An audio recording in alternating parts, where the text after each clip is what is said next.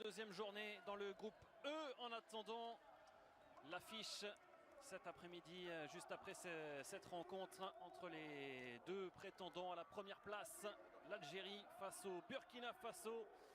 La Guinée équatoriale et le Soudan, donc avec l'objectif de gagner, d'obtenir les 3 premiers points dans cette CAN 2025, avec 3 changements du côté de la Guinée équatoriale après la défaite inaugurale face au Burkina Faso, avec Agnebo qui remplace Basilio Ndong, suspendu, lui qui a été exclu face au Burkinabé.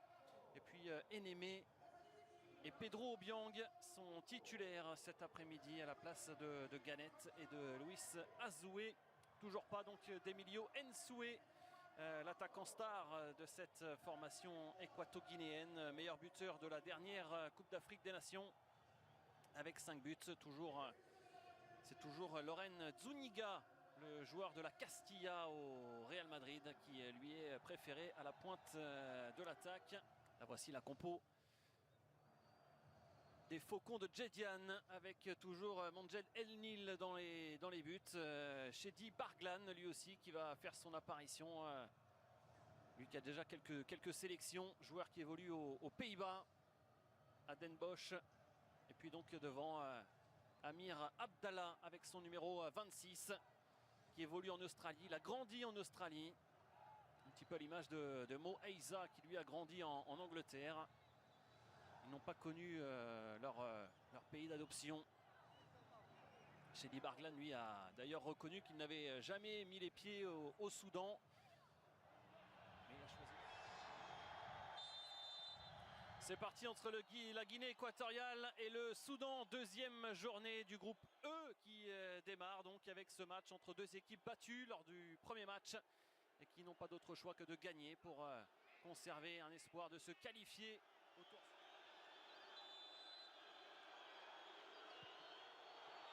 Frappé avec une déviation premier poteau et Moïse est derrière, qui n'était pas signalé en position de hors-jeu. Première occasion déjà pour le Soudan.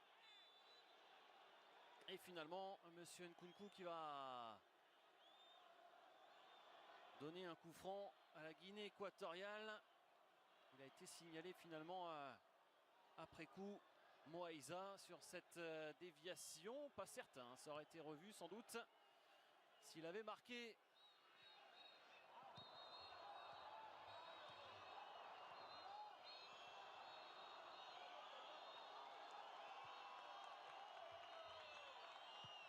Mascarel, à nouveau le renversement vers Iban Salvador. Cette fois-ci, c'est un peu moins précis pour le milieu de terrain de Majorque. Et ça a été sans doute travaillé, ces renversements. Ça fait 2 fois que Mascarel et Salvador tentent de se retrouver. Et toujours à la limite du hors-jeu pour Iban Salvador.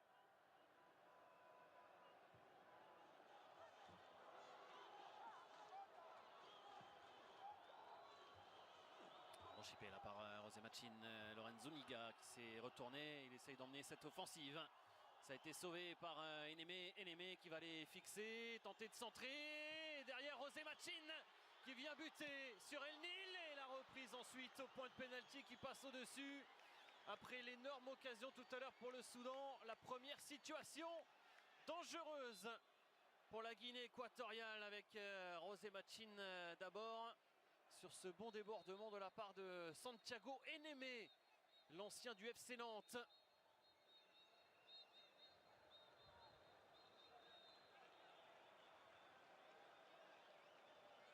Et c'est Pedro Obiang qui dévisse un petit peu, il la prend de l'extérieur du pied, cette frappe, le joueur de Monza, Miranda,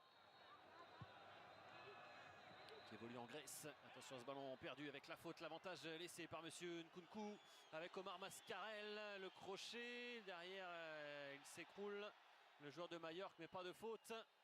Et ballon gratté là par les Équato-Guinéens. Ouais, superbe passe de la part de Salvador Zuniga qui va croiser, ça passe juste à côté, mais le drapeau s'est élevé. Oh, quel délice cette passe d'Iban Salvador. Et en jeu pour quelques centimètres seulement pour Loren Zuniga. sacré pied gauche, hein, Iban Salvador. L'autre star de cette sélection équato-guinéenne avec Emilio Nsue, qui est rarement invité dans les derniers carrés des grandes compétitions de cette Coupe d'Afrique des Nations, qui a remporté tout de même un titre en 70, mais qui depuis a du mal à devenir une sélection qui compte. Le centre de Miranda qui va finir dans les gants de Mondje Del Nil.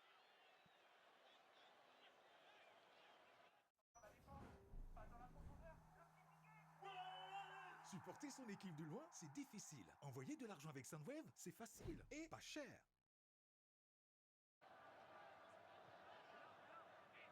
Orozco. Ballon perdu par Pedro Biang. Manqué sa passe. Et derrière Abdelrahman qui a fait parler sa puissance. Abdelrahman qui va aller fixer, provoquer la défense. Et contre défavorable pour l'attaquant d'Al Hilal. Ce sera une remise en jeu pour Jesus Sowono. On ne les aura pas beaucoup vus offensivement, les Soudanais. Et notamment cet homme, Mohamed Abdelrahman, qui doit guider l'attaque.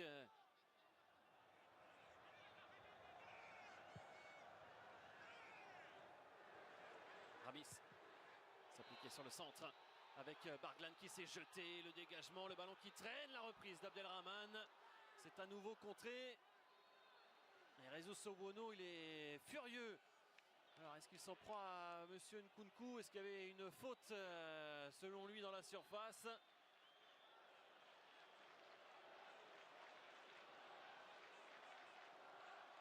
Il n'y a pas grand-chose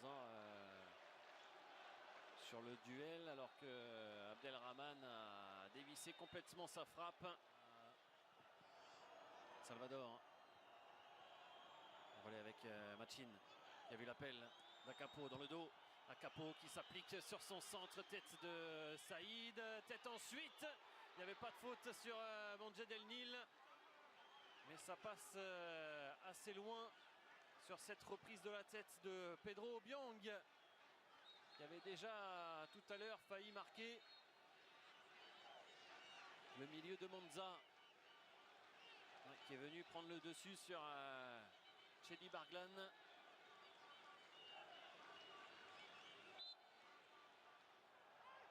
Monsieur Nkunku qui laisse jouer. Il y a Barglan qui a été touché après son duel avec Miranda. Zuniga qui s'est retourné. Petit ballon par-dessus pour aller chercher Nabil Ondo. Nouvelle situation pour les Équato-Guinéens. Mais position de hors-jeu signalée par Monsieur Nkunku, qui va aller prendre des nouvelles de Chedi Barglan. Parti un poil en avance. Le joueur nantais, 11e sélection pour Nabil Ondo. On va suivre, est-ce qu'il est dans la surface? Il est là au niveau du point de pénalty. Agnebo, buteur face au Burkina Faso, mais c'est la combinaison qui avait été tentée avec la frappe de Miranda, qui s'envole au-dessus des cages de Mondje Del Nil. L'idée était bonne, moins l'exécution.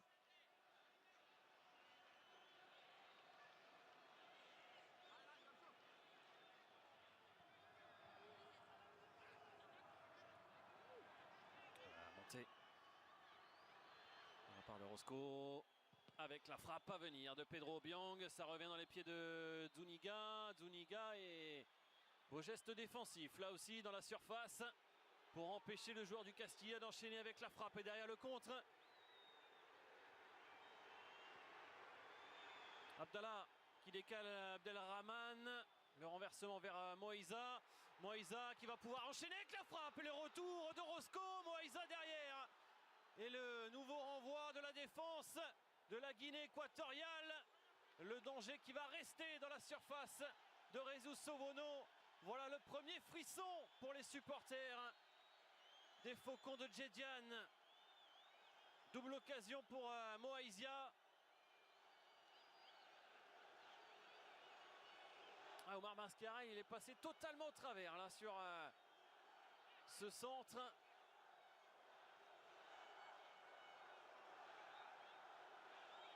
petit sauvetage.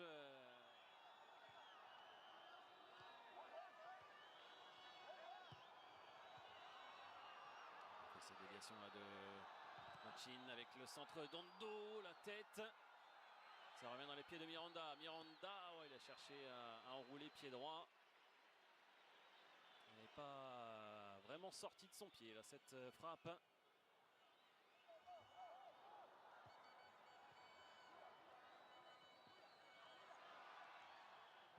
Instant positionné côté droit. Luis Azué, Nabil Ondo. Qui a vu l'opposé peut-être Luis Azué. Finalement il se ravise, il attend le départ de Zuniga dans le dos de la défense. On verra s'il y a une position de hors-jeu ou pas, mais en tout cas il a choisi la frappe. L'attaquant madrilène, le drapeau ne s'est pas levé. Il avait fermé le pied pour essayer de masquer ses intentions. Et Mondjed El Nil avait bien fermé l'espace. Il n'y avait pas du tout de position de hors-jeu avec la couverture de Bakit Ramis en retard sur l'alignement. Il était vigilant, Mondjed El Nil.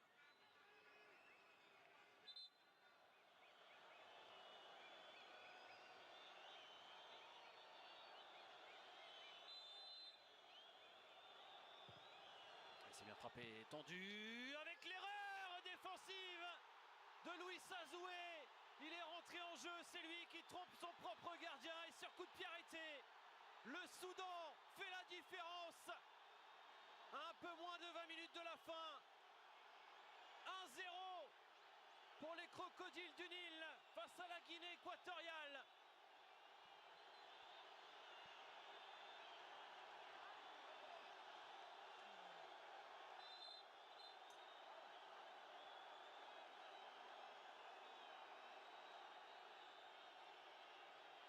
Et ça a été touché même 2 fois par Luis Azué et Saúl Coco. Les 2 joueurs équato-guinéens qui offrent ce but au Soudan, qui aura eu très peu d'occasions et qui un petit peu contre le cours du jeu mène 1-0.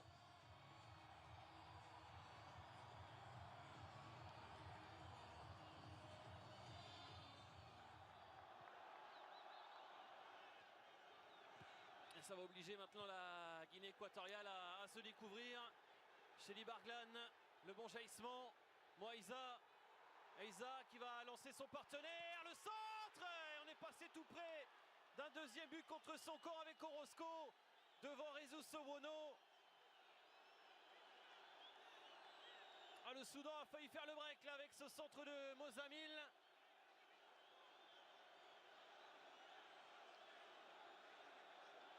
Et heureusement, presque il vient tacler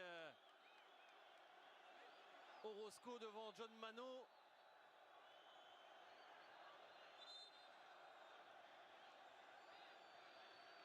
Et voilà la folie qu'on attendait pour ce dernier quart d'heure. Après une première période bien terne. Moïsa pour le corner. Les 2 points pour Jesus Sowono. La reprise ensuite de Barglan, qui va s'envoler au-dessus.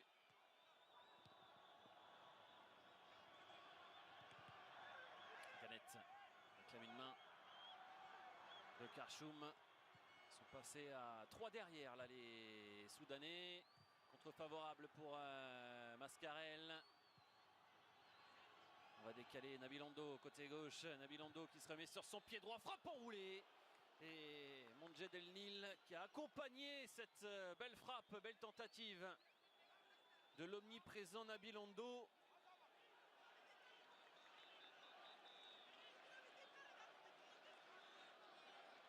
Qui aura vraiment été le danger principal de la Guinée équatoriale. On a bien vu sur cet angle-là que sa frappe a passé nettement à côté.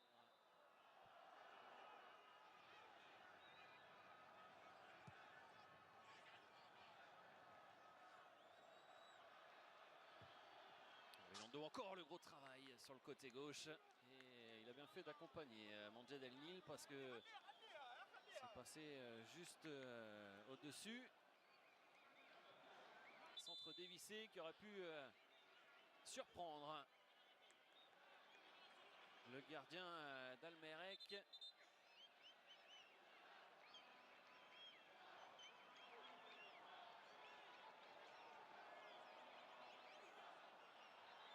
Abdelrazig.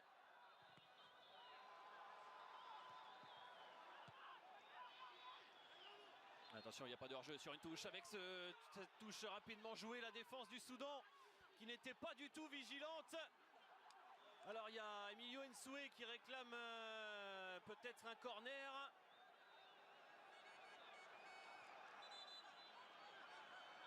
Ah ouais, la défense du Soudan qui n'est pas du tout concentrée. Et le centre derrière, est-ce que c'est Emilio Nsoué qui met ce ballon à côté, ou alors c'est... On va mieux le voir sur cet angle-là. Ouais, c'est Nsoué qui rate...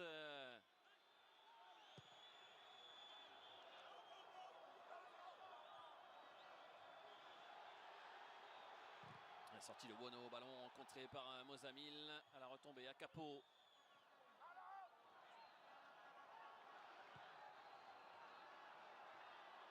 Ridir qui écarte. Mozamil qui va centrer vers Mano, qui semble avoir été retenu. Là non plus, monsieur Nkunku ne siffle pas.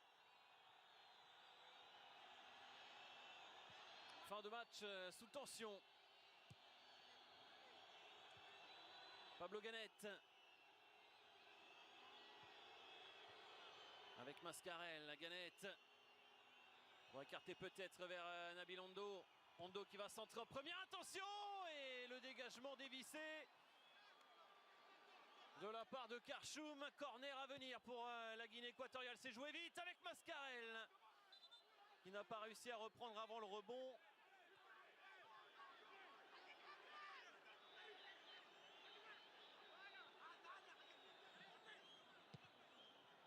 Ouais, finalement, on va faire retirer ce corner. Rezo Sowono est monté. Et bien frappé encore avec derrière le contact Nsoué, El Nil. Les deux joueurs sont KO là. Ouais, le choc a été assez impressionnant. Il s'est relevé, Emilio Nsoué. En revanche, Mondjed El Nil, lui, est toujours à terre.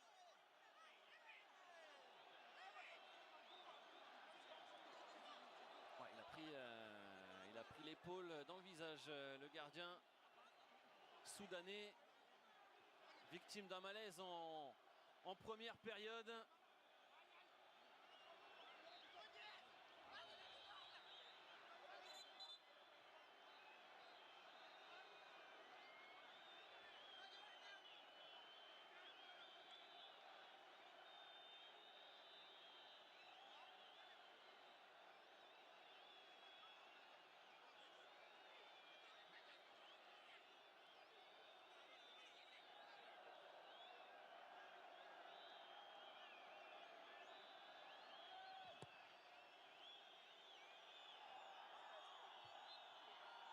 Et c'est terminé.